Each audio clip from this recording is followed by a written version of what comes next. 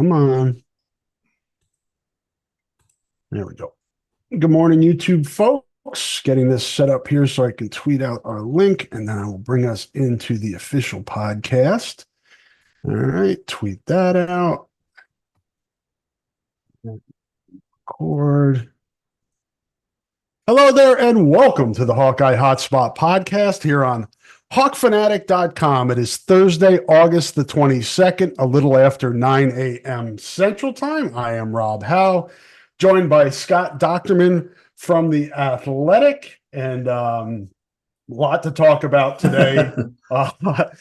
It was funny. I chuckled last week because I think it was Thursday night of last week. We do these on Thursdays, and we joke often about how news breaks maybe not right after we're done, but within the next 24 hours. And Yose Epenesa committed last Thursday after we were done with the podcast. So I was like, yeah, that sounds about right. Luckily, this week, we have Scott Docterman, who broke news last night, which would have been Wednesday, August the 21st into the 22nd, late night for Scott, that Kirk Ferentz, head coach at Iowa, and wide receivers coach John Budmeyer had been suspended for the opener against Illinois State for a recruiting violation in the pursuit, the courtship of Cade McNamara when he was transferring from Michigan. We'll get Scott's insight on this shortly. I will add, in talking to somebody this morning, this is not earth-shattering at all, but it's not or breaking news, but this obviously came from Michigan. This was reported right away, I think, and this is the NCAA that's made it last this long. That's what I've heard, Scott. What say you? I asked specifically if it was Michigan, and in this case, it wasn't. I thought maybe that this was a so we're getting conflicting information because I heard from somebody I trust on that's not related to Iowa. So okay, okay. Well, and I could have gotten wrong information too, but I was told that it wasn't Michigan, it wasn't anybody, that it was Cade talking in a article or said something. I thought it may have been the podcast that he did with like Carson Palmer's brother. I remember there being some hubbub about that, of him talking about. People were bringing up then that sounded a little iffy. Yeah, that and I don't know if it was a podcast or if it was a story or specifically, and I'm still trying to catch up to the details. Right. Other than the main story part of this, but it was a situation where he had said something that got out in the the life of the media, right. and ultimately it pegged Iowa for early contact, and whether it was directly with him, I mean, in some case it had to be, because there's a lot of backroom deals going on, as we know. So in this case, that's kind of what happened. And I'm still trying to figure out whether or not I assume, and I hate doing that, but I assume this is more of an imposed situation rather than the NCAA would, of course, have, came out with something, saying we're, had an inquiry. But my guess is the NCAA started asking questions, talked about it, and then ultimately, I know they interviewed at least 3 people, 2 were suspended. Ultimately they ended up coming up with a 1-game suspension for the nation's longest tenured coach. Yeah, it's interesting. And, with these situations, the information that I got could be, off a little bit. It could be, Michigan also piped up when this stuff was going on and said, hey, maybe that wasn't the impetus or what started them looking into it. Maybe it was Cade. But, we all know Jim Harbaugh, and given the opportunity to stick it up somebody else's rear end in the league, he's going to take that opportunity. But like Scott said, I think there were a couple occasions, maybe written form, podcast form, where Cade maybe said some things were like, and if you think about it, Scott, with the Caden Proctor thing with Tyler Barnes, similar situation, people talking and then people asking questions about what was said. And it sounds like it's similar situations here. We're not talking about, it's funny just talking about recruiting violations in general in this day and age in this landscape. But tampering, I guess you got to still try to police that as best you can. These are minor violations, I think. Cade was leaving Michigan no matter what was happened in the portal, so that really didn't impact anything. But it's I just think it's kind of interesting that Iowa gets popped for two of these things this calendar year that are really just this shit is going on all over. It's ticky tack, Rob. I mean, it is, but they got caught. That's the thing. That's, I say the same thing when I'm driving, and I was coming back from Big Ten media days, and I was stuck at that fucking confluence of 80, 88, and 74, just near the truck stop, and I finally got past the semi.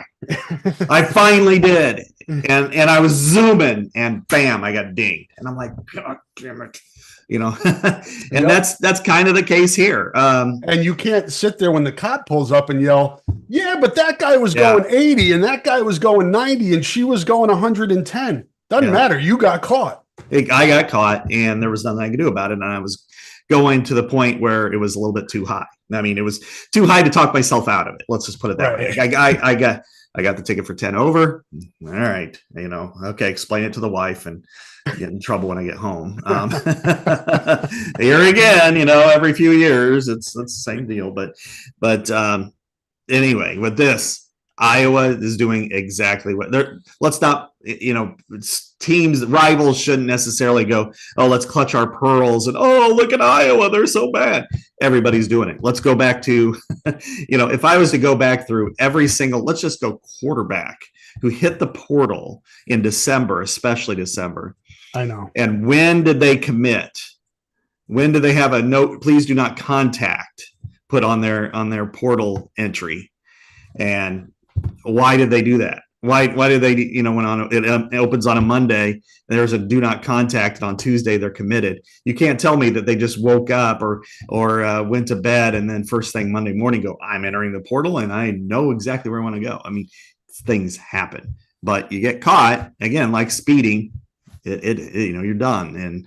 And I think this case, it's the second time within a calendar year Iowa's gotten dinged, and this one, whether it's a little more serious, and it probably is a little bit. I think so. Then that's why, and I don't know if, how much contact Kirk had. I'm sure Budmeyer had a lot, and that's probably part of it. But that's the mistake. Yeah, that's the mistake. If you're going to do this, and you can, and everybody else is doing it, so from a competitive advantage standpoint, you're at a disadvantage if you don't do this. Have the collective do it. That's still probably a little too close. You have somebody, a third party, that maybe reaches out and says, hey, is there interest? You don't have the head coach and one of the assistants and if this is the case, which it sounds like you're saying, Scott, where there was multiple communication between Budmeyer and McNamara, again, that's what we used to call a paper trail, is an electronic trail more now. But don't leave those things. There's ways to do this without doing that. And, and what you're fearful of is, in most cases, it doesn't get out. In this case, Cade let it slip. Cade's the one who talked, and loose lips sink ships, and for a program that is, and Caden did the same thing. Yeah, right. And what's kind of wild, that, as we both know, for a program that prides itself on our business is our business, and that their players are letting us out and getting everybody in trouble, I know. And with Proctor, it was innocent. I mean, it was totally the most innocent thing ever. I mean, of all the things going on, that one was it. This one, of course, was straight up. We understand what the deal is, and losing a game for Kirk, that's a big deal. It's a big deal in perception more than anything else. But here's the thing, Rob. I think this could turn around for Iowa. I think this could galvanize the team and the fan base, because now, they've always had this little bit of chip on their shoulder, because especially with the offense, the way they've been kind of discussed over the last few years, but now they got a rallying cry. It's an F everybody type thing. It's kind of like Michigan last year. So they're going in their first game and they're thinking, here's, we're battling for Kirk, man. And then on the flip side of that, the Iowa fans, which we know and we've discussed ad nauseum for 2 decades about how Iowa doesn't do this and Iowa's not aggressive enough. Well, no, Iowa's going out there and circumventing the rules to go get players, and they're doing it and they're paying them and they're doing whatever they can. And so in some ways it's like, hey, you know what? Our team is battling for us and showing that there's some fight there. So, doesn't make it right. But again, clutching the pearls and, they're not doing it right. You know what? I mean, I guarantee, I'll tell you this, out of the, 60, I think it's 69 now, Power 4 programs, 69 of them are doing things like this. I'm guessing the haul that Ohio State got in the transfer portal this offseason wasn't all on the up and up and by the letter of the law. Mm-hmm. And that's me speculating. I don't have any information on that, but when you're competing for guys of that level, sometimes it takes some things to get it done.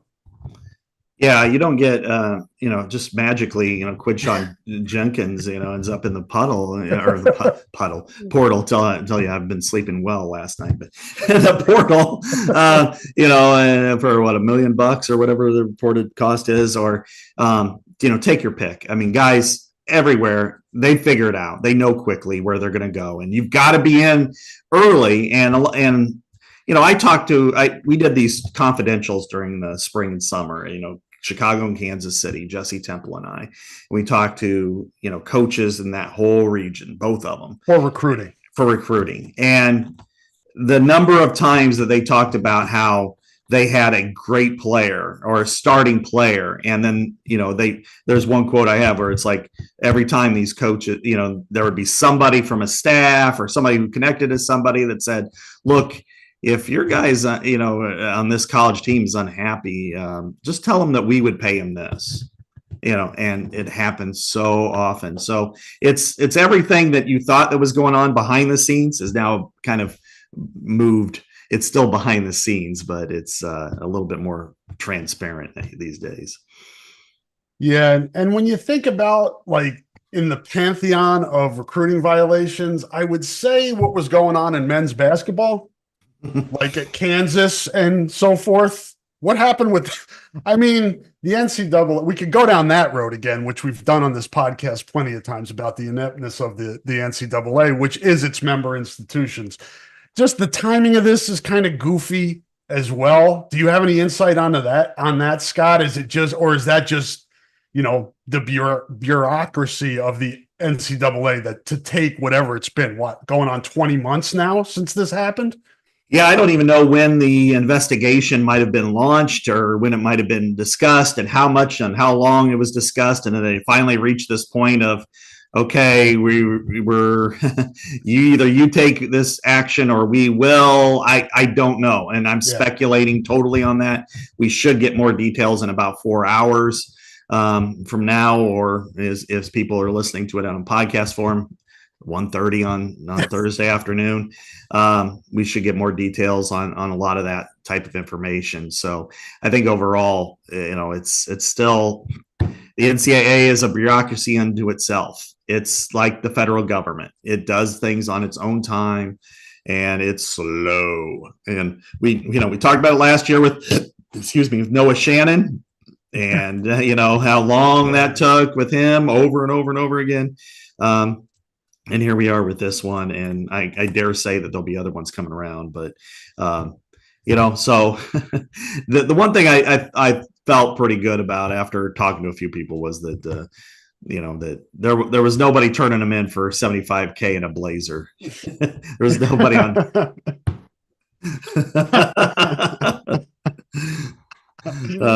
How times have changed. Yes.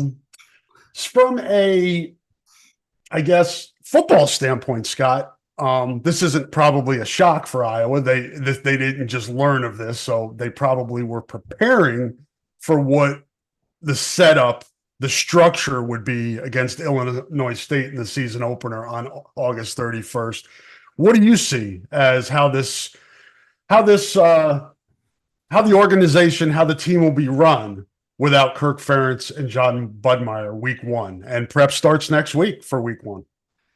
I think all they have to do is look to three-time defending champion Michigan to see how do they do it and do it the same way, which was, with Michigan, Harbaugh was there all week and then took off and did his own thing on the Saturday game day when he was suspended for all this stuff. And I think that's probably going to be the same case here. Kirk will run the show. And then on Saturday, maybe he'll be doing yard work with Caleb Brown.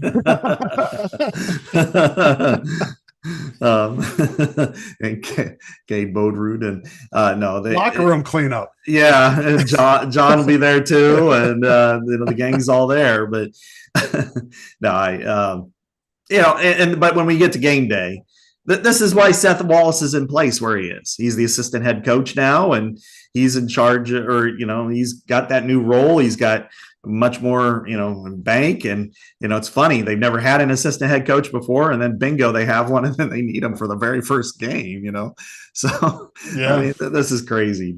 And you got Tim Lester, who's been a head coach. So that's helped. Phil Parker may as well be a head coach. I mean, there's plenty of experience on the staff. Yeah. And that's why it's good. When people wonder why didn't Phil become the assistant head coach or something like that. This is why it's perfect scenario where either he or LeVar, but even Seth is in a better position for that because he's not a coordinator. Because Tim Lester can just be in the booth worrying about the offense. He doesn't have to worry about anything else. And Seth's not going to get in the way of that. Phil, even though his arm will be strapped down and he drives him crazy, will be on the field calling plays. And Seth could kind of be a part of that too. And then, LeVar can worry about special teams, and then Seth can kind of manage the show, manage the game, and as a one game type of scenario. And, and it's against an opponent that you feel like that even on a bad day you could beat. And with this defense, again, kind of chip on the shoulder, rallying cry. I expect Iowa to really, rally around Seth, and Seth will do a good job. Seth's a smart guy and a good coach, so they'll be okay there. I just, I'm just curious, what's Kirk going to end up doing? I mean, he's just going to be in his man cave and, with Budmeyer and Mary and everybody. He can't. So what are the rules? He can't be on campus? No, he can't. So he can't even be in his office, right? I don't believe so. No. Yeah. I mean, although, I don't think Wig Penn. Yeah, he's going to be in public. Kirk wouldn't want to be in public on his own volition for anything. Out there tailgating. Yeah, he's going to be in the parking lot. He's going to be over.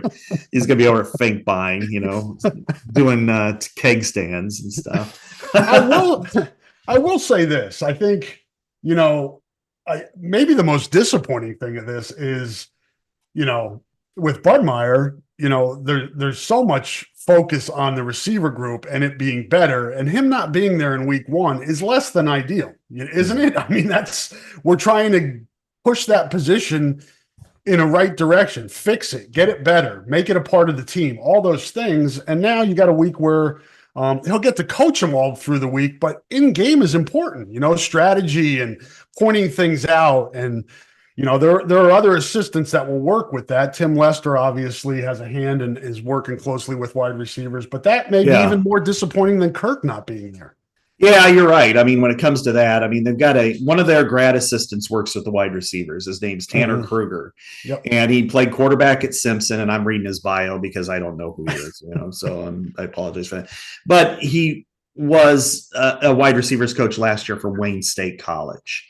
Division two, and he worked with running backs and tight ends before that as a grad assistant. So he has experience. He's just basically doing the coaching route. Come here, be a grad assistant, get your master's, and then go be a full-time guy.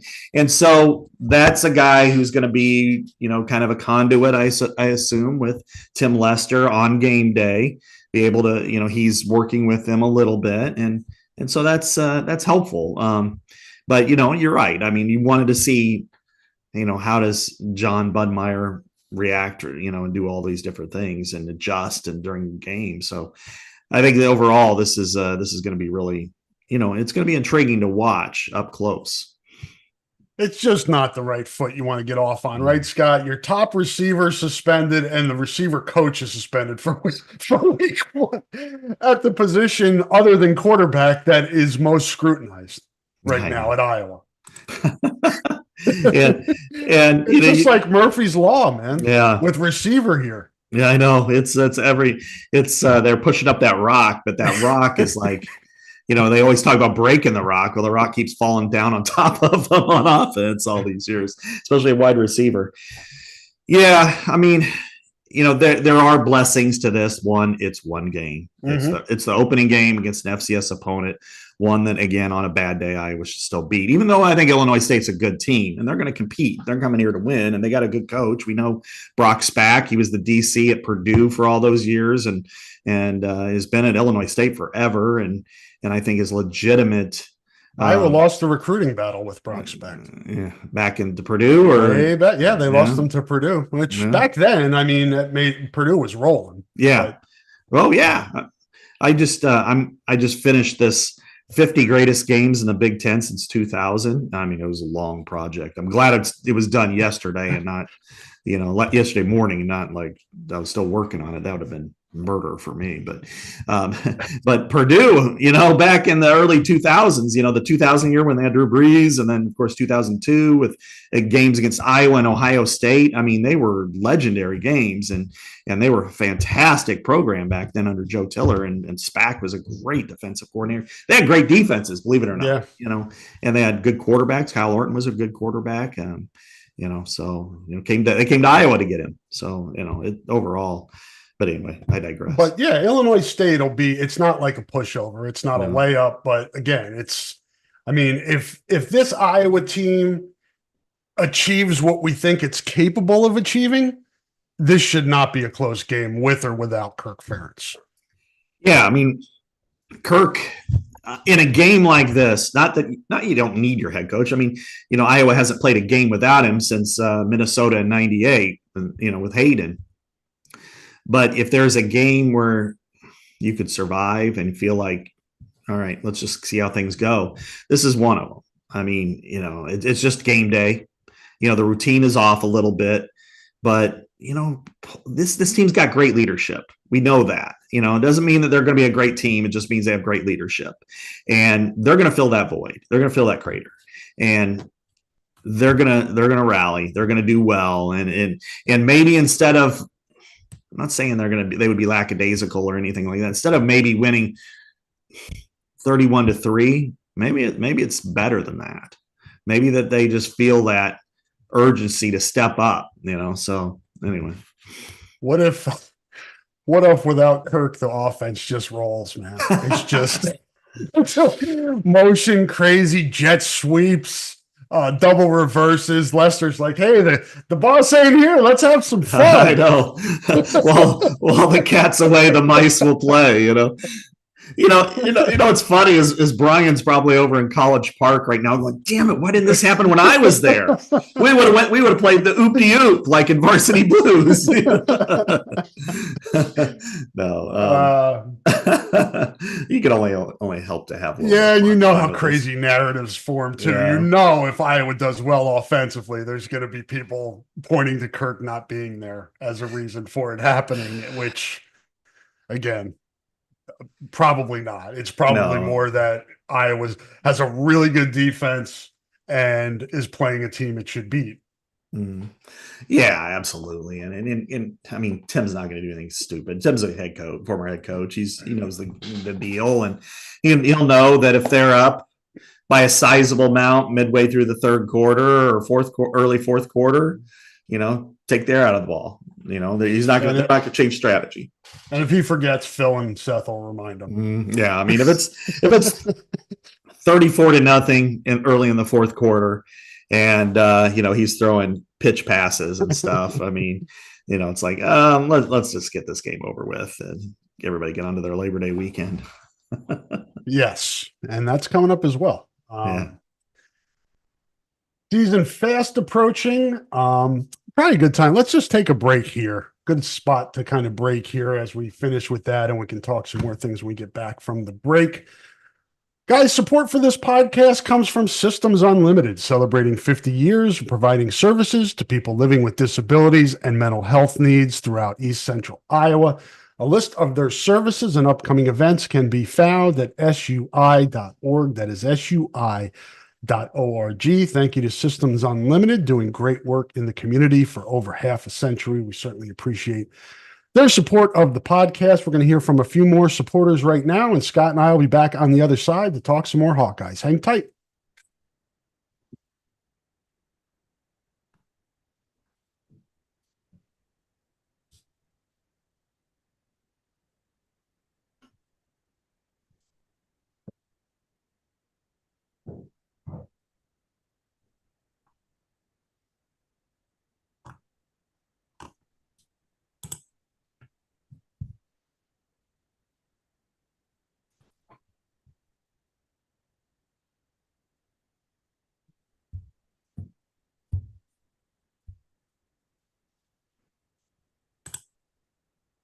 And we're back on the Hotspot podcast to let you all know that switching is easy. We do it all the time. We switch on the lights. We switch TV channels. Some of us switch partners while square dancing. Well, that's a stretch. But what's not a stretch is how you can switch and save with State Farm. In fact, State Farm agent Chad Birch right here in Iowa City can switch you over so you can start saving today. Chad and his team are ready to welcome you to the State Farm neighborhood. With Chad Birch, it's easy to switch and save. Just give them a call when you want the real deal. Like a good neighbor, State Farm is there. As I mentioned on the mailbag the other day, we have a couple more sponsors. We are waiting for scripts or recordings from them and hope to have them by next week. But Black Angel, it's a restaurant downtown. If you're in Iowa City, in Coralvillian, North Liberty Inn, however you want to say it, in the area, you know the Perez brothers, Perez Tacos, El Banditos was over by Bluebird for a while. Same owners running the show. Really good Mexican Southwest.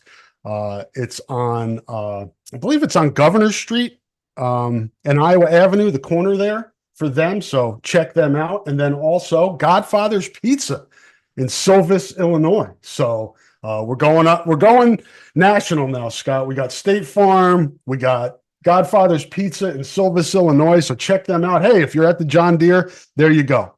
Dinner, lunch, whatever you need, Godfather's Pizza will help you out there. Like I said, we're going to get scripts or recordings for those new advertisers, but we welcome them aboard. And I'm sure you've frequented one of the Perez family restaurants at some point, Scott?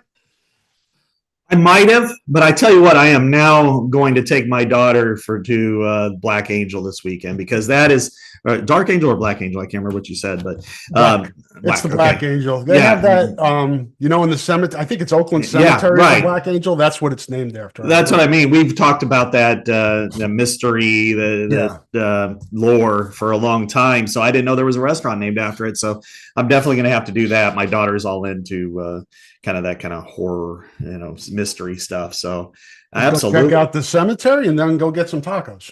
Yeah, what a great idea. I think have to do that this weekend and have some fun.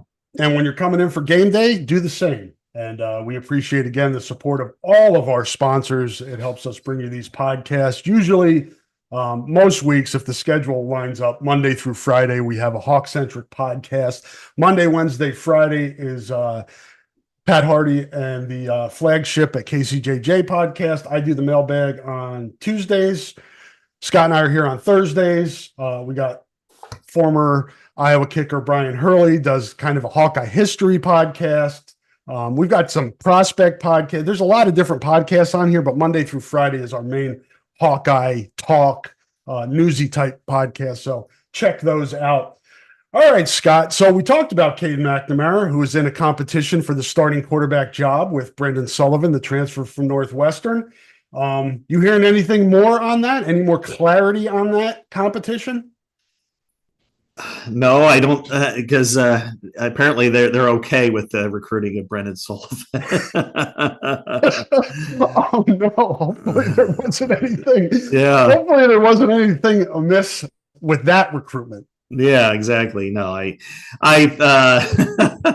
no, I haven't heard much other than, kind of the usual updates that people kind of provide once in a while, or somebody might mention it to me that they were in a practice and they saw this. And it's kind of, I always kind of call this time of year paranoid season, because you're not there, you're not getting daily updates or anything on what happens in practice, who gets hurt, who played well, who didn't. And so, we saw Phil the other day, but that was brief. And then I talked to him on the side for a little while about some other stuff. And he just, I don't really know. I guess the no news part of this makes me wonder if this is just kind of, all right, it's still going to be Cade's job.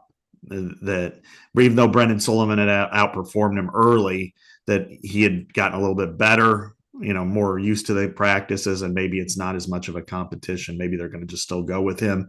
But the fact that Brendan Sullivan has improved puts it to that point of, I know last week on this podcast, you asked me point blank who was going to start week one, and I was like, I think it's going to be Brendan. But the trajectory at that point was leaning in that direction, and since then, whether Cade has gotten better or stabilized a little bit, it seems to be more, holding serve in his direction. So my guess is, unless something changes, but that's what I thought today was about for a little while yesterday, that, all right, Kirk's going to come out and he's going to talk about the depth chart, the quarterbacks. And I thought quarterback would be questions 1 through 12. And now it'll start with number 12.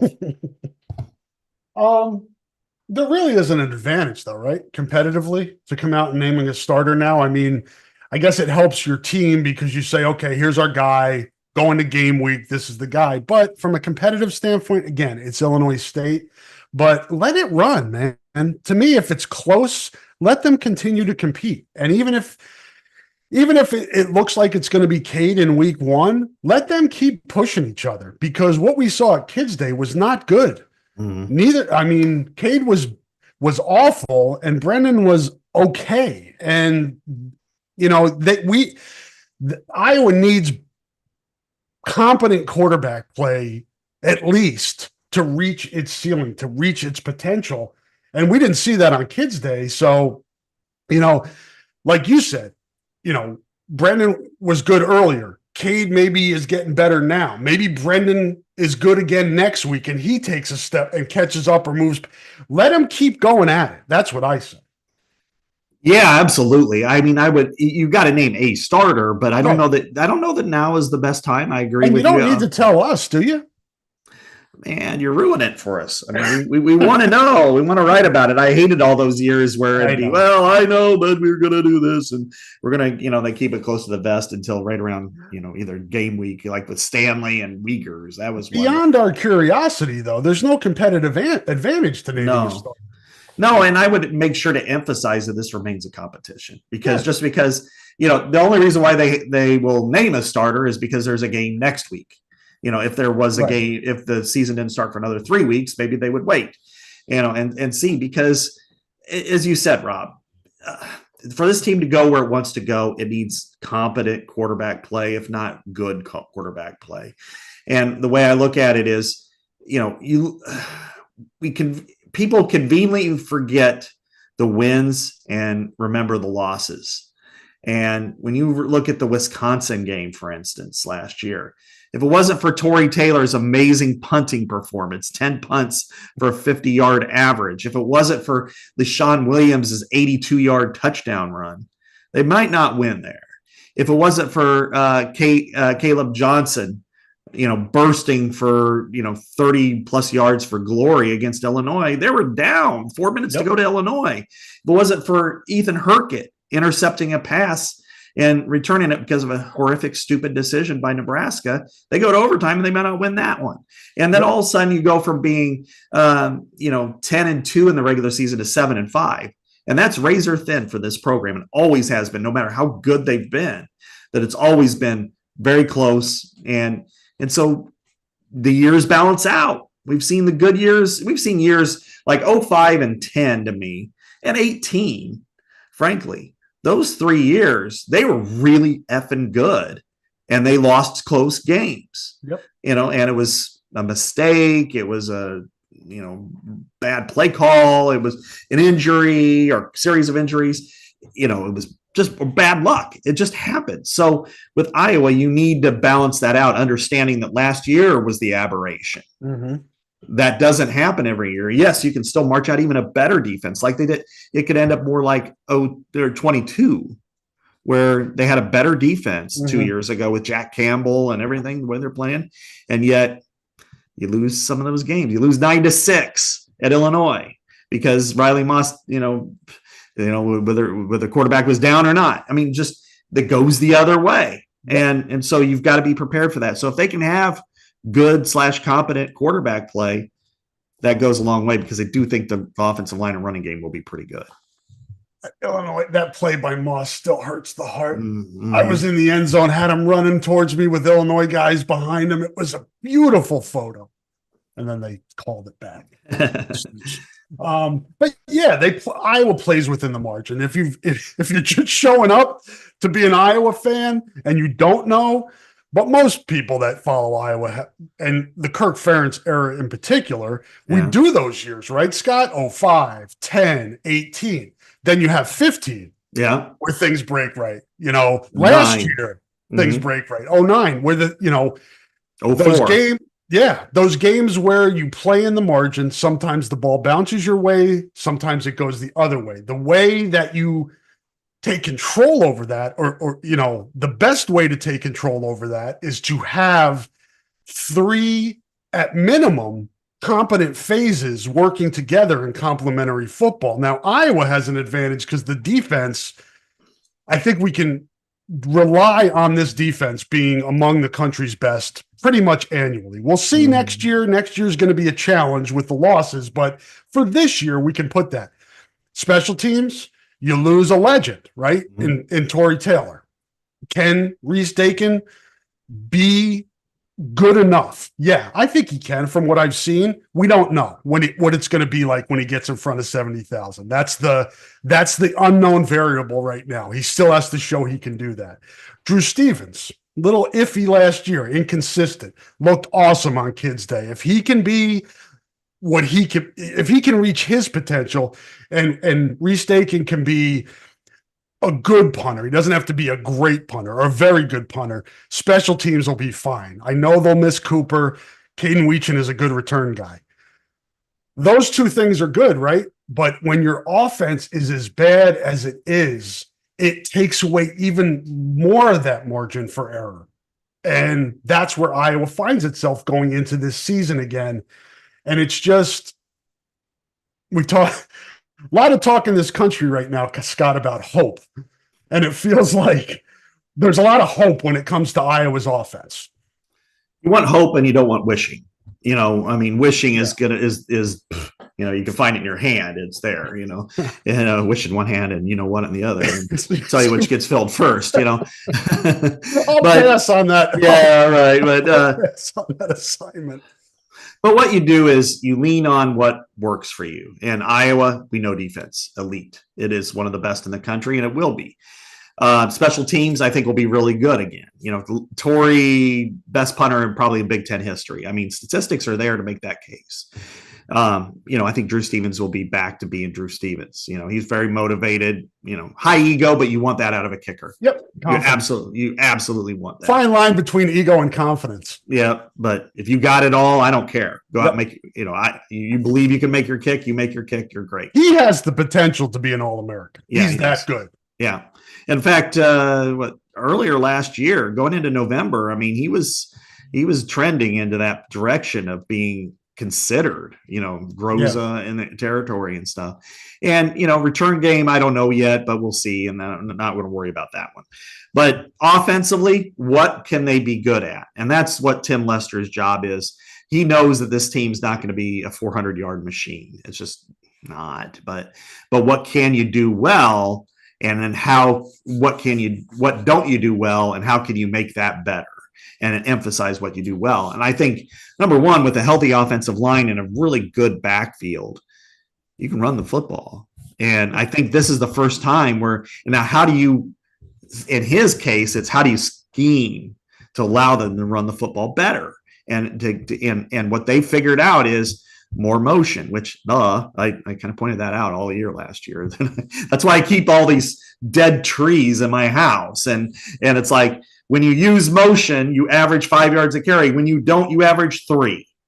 It worked in the Holiday Bowl. It did. Tyrone Tracy, who's horribly got hurt. I hate that for him. But tournament and draft pick, with another team playing a different position. But details. Amir Smith-Marsette's still in the NFL. And by the way, that was really cool last week in preseason to see Amir and Brandon on the same field. And they took a picture together. I was thrilled for them on that. So that's a photo of receiver can work at Iowa. It can be a position that contributes. Exactly. And this is year 4 from that. So they're still wearing NFL uniforms. That's something you always have to go, okay, that's good. Now, so with Iowa, can you run the football? More motion allows the defense to be a little bit more confused. They get out of their run fits. You've got an offensive line that's healthy now that can get pushed, that's experienced. Lean on that. You've got one of the best tight ends in the country. Lean on that. Okay, where are you weak? Well, quarterback is very inconsistent and wide receivers are too inexperienced to really know. Okay, how do you put them in positions to have some measure of success? Make the makeables. Don't try to do too much. Just play within yourselves. Just stuff like the smallest details. And Tim's smart. He understands all this. And so my guess is that they'll try some pass plays and they'll be effective into a limited ability. They're going to miss. Don't make anything stupid. Don't throw a pick six. If you're going to miss long, not short. The aim small, miss small, like they say in the Patriot. And then and run the hell out of football, because this is what that team could do. And then the following week when Kirk Ferentz is back and all is well, and Caleb Brown, and you can start taking baby steps in the passing game against a much better team, then maybe you start moving forward. And then maybe by the end of the month, you feel like, that's not a real liability for us. Maybe it's not our strength, but it's something we can work with.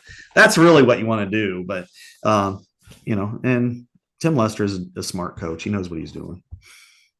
I am back to, not that I ever stopped, but it's still a wait and see for me. And it has been all off season. It was the previous off season after getting fooled in 22. Mm-hmm. But I also think if you look at this, Scott, I don't think anything that we're seeing is terribly unusual or surprising. Cade McNamara is coming off 2 season-ending leg injuries. Last year was an ACL. It's going to take time. He missed the spring. It was going to take time in camp for him to get back. Can he get back to where he was? Nobody knows that. You got to go through the process of him getting back there. Brendan Sullivan is new. He and Cade basically are both taking their first snaps in Tim Lester's offense this camp. Mm-hmm. So if we put it in that perspective and you look at Iowa as a developmental program, one that gets better as the season goes on, the key for me is for Tim Lester to identify what Iowa can do now, what it's good at now, and then, as Scott was saying, you build on that as the season goes on. Mm-hmm. But do what you can do now with what you have. Whatever Cade McNamara or Brendan Sullivan, who's ever in there at a given time, put them in a position to succeed, which Scott is saying. And then maybe that position changes as the season goes on. as the receivers get more comfortable, as Jarrett Bowie gets more comfortable in game situations, as the offensive line continues to build in game action, then you can do some more things and you can add to the playbook. And I think that's important for us to remember as media and fans too, that this isn't a quick fix with this offense, folks. It was a disaster. It's baby steps. It's what about Bob? Look, I'm sailing. I'm sailing. Exactly. You got to get onto the boat and start sailing first, and then you get out into the seas, and then you can do some things, right? So that to me is where it is now. We all want it to be fixed right away. It's not going to be fixed right away. Yeah, I mean, if I just, basically it's like taking somebody like me who's completely out of shape and then deciding, hey, you're going to go run a triathlon. I can if I'm in a car or maybe a motorcycle or something, but I'm not swimming or a boat. That's my triathlon. It's a car, it's a motorcycle, and it's a boat. It's not running, it's not swimming, it's not biking, but if you're to put yourself in that position, you look at Iowa. Let's start at the obvious, which is worst statistical offense in the Big Ten since 1984. Okay. And considering how offense and football has changed so much in 40 years, it's not a stretch. In fact, it's probably hyperbole to suggest otherwise. That was the worst offense in Big Ten history. Okay. So how do you go from being the worst ever to being adequate? You're not going to go from being worst ever to best ever, to being 2002 or 1985 or anything like that. You've got to start building it. Okay, well, there's the reasons for that were, okay, let's start with the offensive line. Injured. Didn't play well, but very injured. When it was healthy, it did run the ball well. There were a lot of moments when that. I remember Iowa State. Remember a certain power play. Connor Colby pulling and whack. Just crushes the defensive end, and then there goes Jazz Patterson. As much as Jazz had a great play, and TJ Tampa had a great play too to tackle him, which is why he's in the NFL. But at the same time, that the block is the reason why it happened.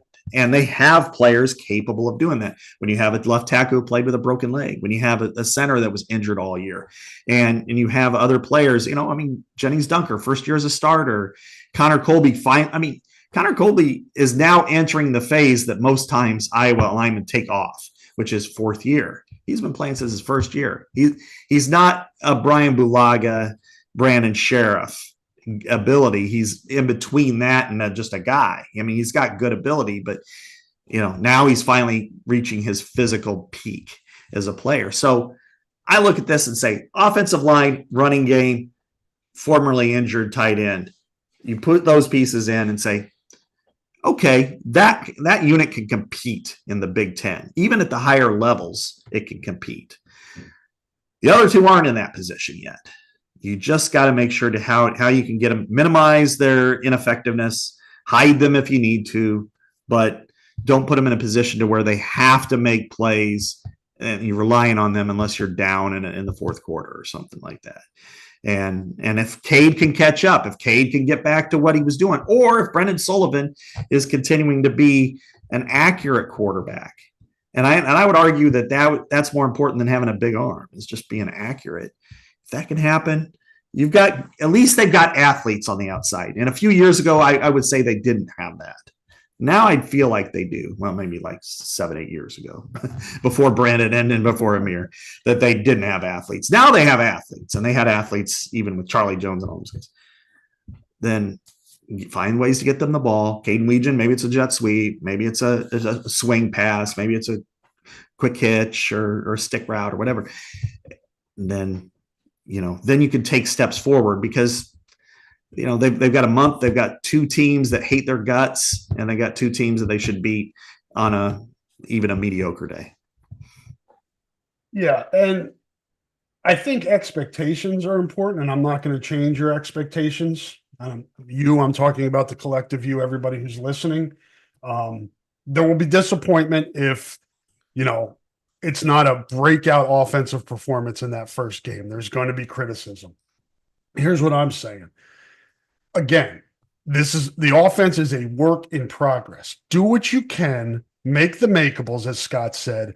Rely on your defense and special teams like you did last year, but keep moving the wagon forward as the season goes on. And if you win the first week 28-3, great. 27-3. If you beat Iowa State 10-7, just know that that's okay, because you're building as the season goes on that offense. As long as the offense is making progress, if you have to win early in the season with defense and special teams, which is pretty likely right now, it's okay. Just get to October and November with an offense that can get some first downs, flip the field, do some things that can complement the other two, but that's going to be a process. And as we've seen, when Iowa plays at a high level, Rob, and this defense is one of the best that Iowa's had. I mean, they've had some great ones, but this is right up there. And if the special teams are pretty good, and it sounds like Reese Dakin is a great punter. I mean, it's just a matter of, I don't know, he has those coffin corner skills that Torrey had, because you know what, nobody else has. I've never seen it. Just try not to compare him to Torrey, and you'll be okay, because he's a good punter. Yeah, I mean, I don't know if you watched Hard Knocks the other day. I mean, I still haven't watched it yet. I will. He dominated the episode. I mean, about a third of it was Torrey, and it was like great, and and just some of the stuff that he did. And there's even like discussion where people in Chicago are, it's like, how's Caleb doing? Yeah, he's doing great. How about Roma Dunze? Oh yeah, he's awesome. But man, you got to check out our punter. And it's like that's what you're missing. So, but that piece is when they had Michael Sleep Dalton, they were fine. Yep. He was good. They've had other ones who weren't as good. But I think Reese Dakin is probably not Torrey, but hey, he might be one of the better ones outside of Torrey, and that's could he be Ryan Donahue? Yeah. Oh yeah, that'd be great. I mean, if he's Ryan Donahue, that's or Jason Baker, and I don't know, and that's how good I think Torrey Taylor is. That I have him above those two. But I mean, if he's in that range of good to very good punters, they're fine. Yeah, I mean, to not be hyperbolic and recency bias, Torrey might be the best punter in Iowa history, and maybe I'll back off a little bit but the legacy bias of Reggie Roby sometimes dwarfs the recency bias of Torrey Taylor. But I don't think I've ever seen a player like Torrey Taylor. I think Reggie's played forever. But anyway, I'm getting a deep dark hole here. To a lot of times with like ranking guys like that, and I do this when I do high school stuff, sometimes it's good to tier the guys, put them in tiers. Like I think Roby and Torrey are in the top tier for Iowa punters, and we can argue over who's better. But then after that, you go down and go, Donahue and Baker and Gallery was pretty good, and Michael Sleep Dalton and trying to think, who am I missing? There have been good punters before. Yeah. And then they went kind of rental punter for a while. So, but my point all the way back to before I got off on a tangent was that even if the offense is let's say against Wisconsin, because I think that's going to be a tougher game than people realize. Against Wisconsin, if you've got to play ferrets ball, if you got to play punt ball, if you got to play field position, that's okay. You play to win the game. And if that means as long as you have a chance, as long as you have a fist in the fight, and you're not like last year where you're headbutting teams to win because you have no arms, but as long as you have a fist in the fight, and which means that they have a good punch once in a while, and that could be running game, that could be passing game. But, if you need to flip the field and play defense and you get in the middle of the second quarter, it's 3-0. Okay. You're comfortable in those situations. No fear. And then maybe the running game breaks. Maybe you get a breakout. Maybe maybe the passing game works. Maybe you get a fumble and inside the 10-yard line or inside the 25, and then you turn that into points. That's okay. And Iowa's comfortable in that. What you just want is you just don't want that giant deficiency. And because ultimately you judge your teams by how they perform against their rivals and in games against light competition. But then you also want to say, how do we compare against the best? And they're going to play the best in Columbus this year. And you don't want to embarrass yourself. You want to compete. Obviously, you want to win, but you want to compete more than anything else. And the last time they were there, that was diarrhea. That was gross. Pathetic. Yeah. So last on this point, and Scott and I are kind of feeding off each other here with this. We think about complementary football, and I know people hate that term. It shouldn't be a negative term. Complementary football is good. Everybody does it just differently. The good teams are complementary football teams. What we're saying is when you take a Tory Taylor out, that complement could change a little bit in terms of special teams. Maybe Reese isn't as good as pinning teams within its 5-yard line. Maybe it's more like the 20 or 25. So that gives the opposing offense more of a chance to move the ball. This is where you need more from your offense than maybe you did last year in terms of getting some first downs and flipping the field that way, where maybe you're not flipping it as often on special teams. So these all work together, but the pieces are here to make it work. Mm-hmm. Absolutely. I really think that the offensive line has good punch, and I think the running game there's some really good backs there. I think there's 3 or 4 that are. So does this come down to the offensive line, Scott, really, at the end of the day? Yeah, for sure. I mean, I wasn't here then, but you could probably fill me in. Not in any way, shape, or form the same kind of quarterback, but when you look at Nate Chandler's ability in 203, can Iowa get that kind of a performance out of either Cade or Brent? It doesn't matter. And I don't think anybody should care who it is, just somebody. If you can get that game manager, great. Make the makeables, fine. Do what you need to do to win. That's all you're asking for. Elite offensive line, probably not elite, but really good. Really good running game, a lot of running backs. So you've got all these different things. And one of the more underrated offensive lineman of the Kirk Ferentz era on that 2003 team, David Walker, a transfer from Auburn, played left guard next to Robert Gallery, was a bastard bitch, however you want to say it. He was a badass. That left side of that line in 03 was really good. Yeah, absolutely. So, and they just ran and ran and ran. And, I can see some parallels with this team. Get that run going. Beat teams up front. Yeah, and if you can move the ball effectively, get first downs. As you said, last year I was more like there's no sin in punting, and there really still isn't either. But, going from 1st and 10 at the 25 and then punting 4th and 9 from the 26 is not ideal. Right. But even if you have to punt and it's 4th and 3 at the, 47-yard line, then there's the complementary football, which is you flip the field. Your punter, even if he has a touchback, they start at the 20. Yep. Or if you get it to the 12, okay, they got to go 88 yards against your defense that doesn't give up big plays. That is the absolute hallmark. Last year, they only gave up 15 plays of 25-plus yards. And you've got that defense. You're more inclined to get the ball back again, probably in the same spot where you kicked it. So you're just kind of like, and then you're just advancing it. And then at some point, if your offensive line is dominant, people give up. If you're going against a physical force repeatedly over and over and over again.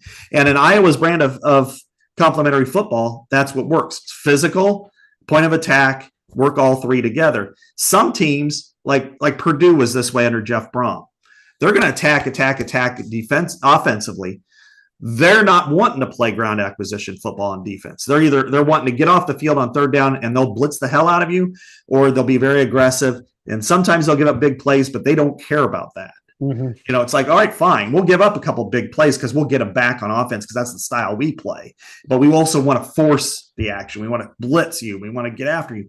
And that's fine too. It's styles make fights. But in Iowa's brand, it's like, we're going to be very physical at the point of attack. And if you can't match that, good luck to you, because there's nothing like having a 325-pound angry lineman blasting your ass off the line of scrimmage on every play. Know who you are and embrace it. And that's one of the reasons why Iowa is successful. It knows who it is and it embraces that. And everybody in the building knows what it is, and they buy into it. And that's a big part of football. You see a lot of teams that may have more talent, just player by player, than Iowa, that doesn't achieve the same success because they're swimming upstream and not together and they don't know who they are. And Iowa knows who it is. Rob, you've covered recruiting here for a million years. Sorry, but thanks. See the gray?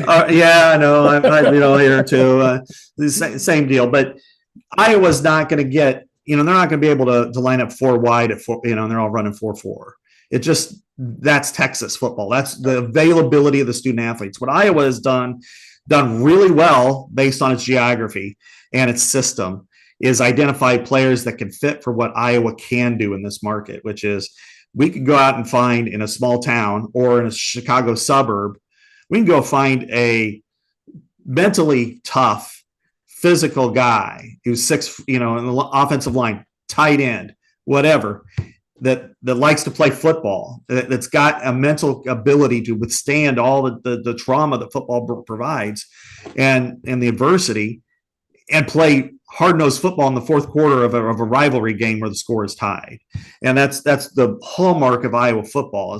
And that's why they bounce back so well from bad defeats, from tough off seasons, from, things that could shake the core of a program, that they handle that adversity because they recruit the players who fit it.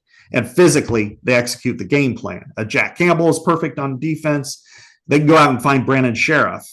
They're not going to go out and find, Marvin Harrison Jr. Marvin Harris. There you go. Yeah, they're not going to get somebody like that, So maybe if they live with Iowa City West, if they're lucky, or if their last name's Epenesa.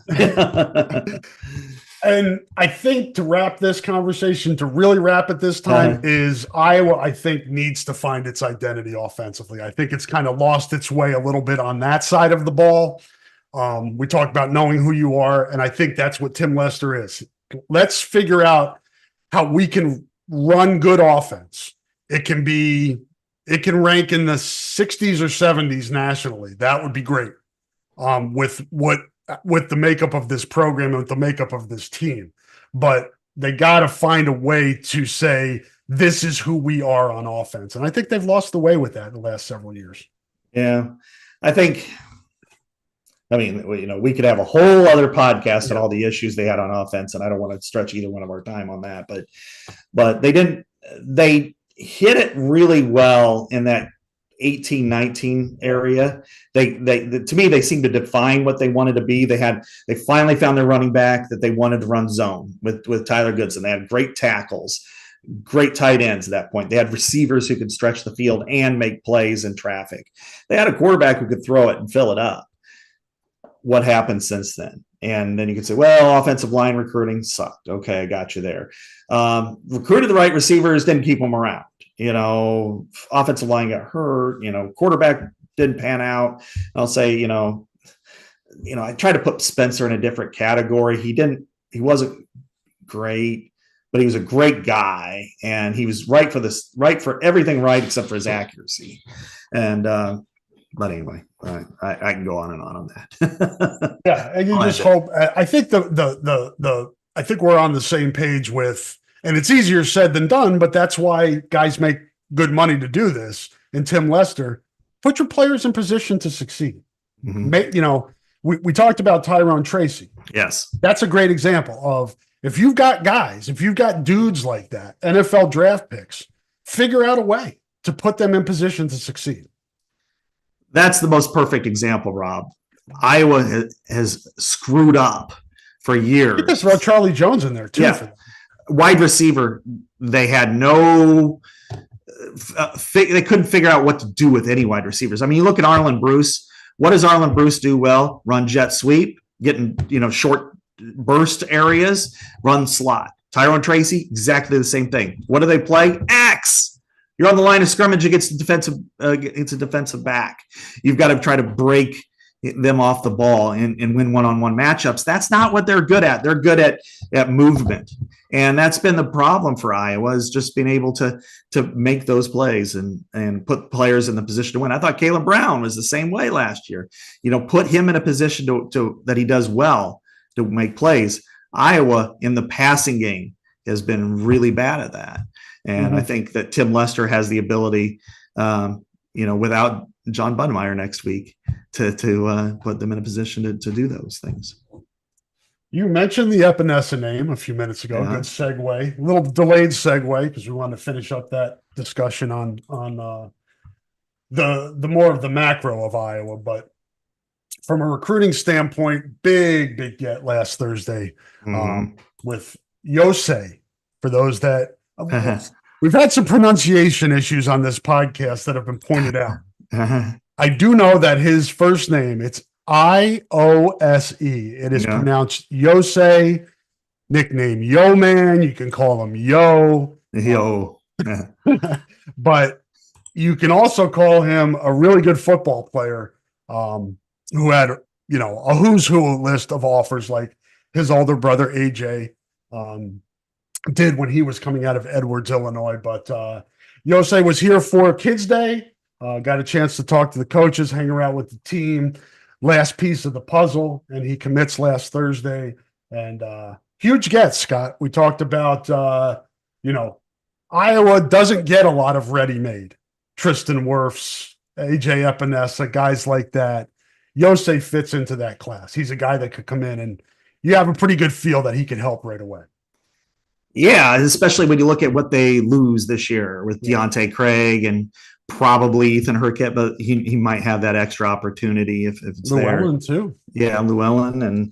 And so, but even so, even if those guys return, he could step right in and possibly be a rotational guy right away, if not, compete for starting snaps. And it's a huge move. They needed that. I think this one lingered for a while, and then you started to worry, and I think, again, the recruiting is on the player's timetable for the most part. And it was smart of him. See what's out there, see what the best fit is. And then ultimately he decided to go with his heart. And when he came to Kids Day wearing an Iowa shirt, I think that's what kind of tipped everybody, went, okay, this is probably the way it's going to go. And then of course he did commit a few days later, and it's a real shot in the arm, because, this class has been, it's small, it's going to be small. But to have somebody like that that right away is going to be able to play and make an impact, who's always wanted to be here. Iowa doesn't get any guys like this very often, unless A, they live in Mount Vernon, Iowa, or B, they're a legacy, that has two older brothers and a dad who played here. But this is the type of player that can, you look at AJ. What did he do in the 19 game against Minnesota? What did AJ do in the against the Holiday Bowl against, Keaton Slovis still ruined his career for a little while, and or in Nebraska in that last game. He had an epic game there, and so I think this is a great get for them, and I think they've got a bright future at that position group. It's just they're going to have a 1 year type of, can they get through next year? Because they've lost a lot of talent there over the last couple of years. Could grab a guy out of the portal maybe in the off season. Just a stopgap guy, 1 year guy that might be able to give you depth or help. Might not be a bad idea. But like you said, you look at guys like Brian Allen and Kenneth Merriweather, and that's what you do here, right? As a developmental program, you build these guys up like Deontay Craig, waited his turn, boom. Yahweh Black waited his turn, boom. Aaron Graves, safe. So it's just kind of a rite of passage, so to speak, on the defensive line. But you just don't want to get to the part where you were on the offensive line, where you're struggling in recruiting and development. Yeah, it seems like it's pretty healthy on the defensive line. Yeah, they've been able to make, even the guys who are maybe misses are short misses. I mean, they're contributors, if nothing else. And then they have other guys whether it's coming, and that's the difference between having 4 players versus 5. But then sometimes you say, well, they need to have 8 on the defensive line. But you know, you can have innings eaters on the defensive line. You know, get somebody with 15 snaps a game, and you're not as hurt. And you can also make the case that if a defensive lineman gets beat badly on a play, it's survivable. If an offensive lineman does, it isn't. Right. So you know, there's parallels, and then there are perpendiculars, I think, with these. And this situation, it's you know, offensive line, those 18-19 classes, it was a mixture of whiffs and bad luck, and that hurt them up until now, where they're finally kind of past that. And but I like the future of that position group, and I like the young guys, the guys they brought in this year. I mean, you look at Devin Kennedy in like Kids Day, and I saw him the other day when I was out there, and I'm like, you know, it's just my friend and colleague Josh Kendall wrote about this on the NFL side. Posteriors, you know, it's like what do they look at for the posterior of a player and how they project growth? And you look at like Devin Kennedy and you go, yeah, when this guy gets 40 pounds on him, watch out. He might be like Jimmy Kennedy before you know it. Yes, no doubt. Also, think another Chima Chineke. Yeah. Also another guy who I think pretty raw still, like Kennedy, but both of those guys look like guys that could be, you know, the Brian Allens, the Max Llewellyns, Ethan Hurkett, all these guys that just come through the program, develop, and then wait their turn. And you do need, I think you do, like those guys are dudes, but then you've got the dudes like AJ Epinesa, Yose Epenesa. You need those guys too, right? And that's what they need this year. They need some of these guys to be dudes. They need Deontay Craig to be a dude. They need, you know, some guys in the interior to be dudes. And they can be dudes. They develop dudes. Yeah. You're right. Hey, dude, man. Well, we're old dudes, so what are we doing? Michael Ojemudia. Yeah. Call everybody dude. Dude, yeah. Well, yeah, I think for, you know, you look back at the past, and for every dude like Jaleel Johnson, you had a Nathan Budgeta. Yep. You know, or a Carl Davis, and you had a Louis Trinka-Passat.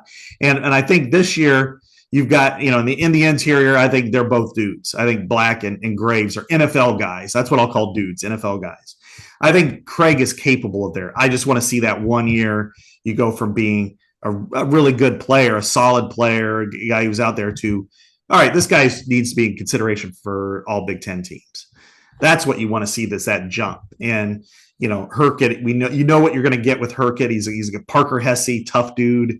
And Llewellyn's kind of the same way. And I think with Allen, you also see that, and you're just trying to say, you know, can you get there from being, you know, again, solid to a dude?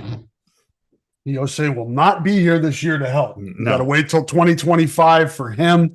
And that class, Scott, as you mentioned, kind of small, but more, they're at 14 non-verbals right now. At least when we go by 247, Yose is a 5-star. Thomas Meyer, tight end from Clear Lake, is a 4-star.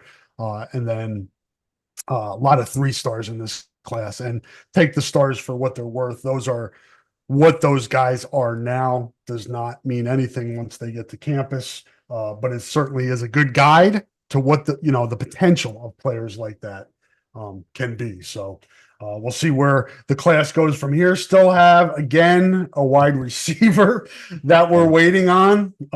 Haven't heard anything from him. No, I haven't either. Really? I thought about asking PJ about it when I was up there on Friday, but I forgot. I had enough to ask him. So I'm sure he would have had something to say. I was only up there for 9 or 10 hours with him, so I was like, I forgot about that. But no. Terrence Smith, receiver from Aurora, is kind of the one he was the official visitor this summer that still is uncommitted. They got the kicker, Starzik, Yose committed. Terrence Smith is kind of that last gold piece that's out there that I think could really take this class to the next level, Scott. Yeah. Slight but mighty. I mean, they're 15 kids now. That put them at 16, if I recall. I think they're at 14, according to 247. Or 14? Okay. Yeah. Maybe I could be missing some. They could be missing somebody, but they've got 14. Okay. Well, either way, I think it's he's an elite level receiver, and we talked about it before that it's smart to kind of go into this route for Iowa, which is probably not go recruit a ton of of these guys. It's just of these rookie freshman receivers because they just don't pan out that much, but. Oh, I think I know what I had there. I had somebody else in there, but anyway, yeah, they're actually at 15. So are they? Yeah, no, 247's wrong then. Yeah, I have Thomas Meyer and Epenesa now. Carson Cooney, Burke Gotcher, Luke Allgaier, Joey Van Wetzingham, Mason Woods, Cam Herron, Jimmy Sullivan, Eli Johnson, Brad Fitzgibbon, CJ Bell. Drew McPherson, maybe they don't have him down because he wasn't unrated or whatever. No, they've got him in here. I can't figure Scott out. Started. Oh, well, either way. I mean, yeah, 14, 15. They're close to being done. I think it's safe to say that. And Terrence Smith is kind of the last guy out there. But with the landscape and recruiting now, as Scott said, if you're not sold on a receiver, a high school receiver, then don't reach. Do not reach because we're not sure what the development will be yet. We're hoping that development picks up, but it hasn't been good this decade. So if you need to go into the portal and get a Jacob Gill or somebody like that, because you could tell on Kids Day the difference between a guy who's been in the Big Ten for several years and guys that just had showed up to campus. Another guy to keep an eye on at that position is Reese Vanderzee. Mm-hmm. I was wondering about him because he played baseball this summer and got a late start. I think he's turning some heads in camp, and he could be a guy that helps, a guy that they don't have, a taller outside guy. He could be a guy that helps this year. But digressing, moving forward, it's okay to go into the portal. And that might be the best route for a while until you get this position back on its feet, Scott. Yeah, well, you just look at the players that they have kind of upper level among them anyway. Caleb Brown, Ohio State, Seth Anderson, Charleston Southern, Jacob Gill, Northwestern, Caden Weegan, went to JUCO. Then some of the others right now that they're kind of hoping for come around. Jarrett Bowie, they're high on him, still hasn't done anything. Maybe he's a Tavon Smith type. That would be great. Yep. Dayton Howard, tall guy, they like him, but, again, new.